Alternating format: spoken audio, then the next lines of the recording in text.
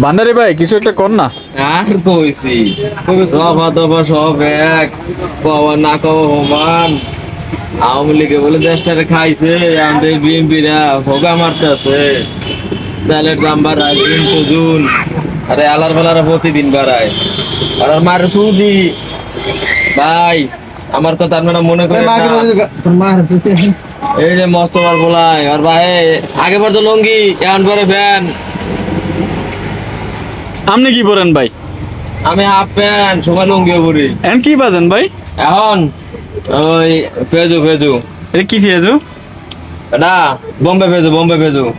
আচ্ছা, এ খাইলে কি হয়? খাইলে পাতলা পায়খানা হয়। নাউজুবিল্লাহ।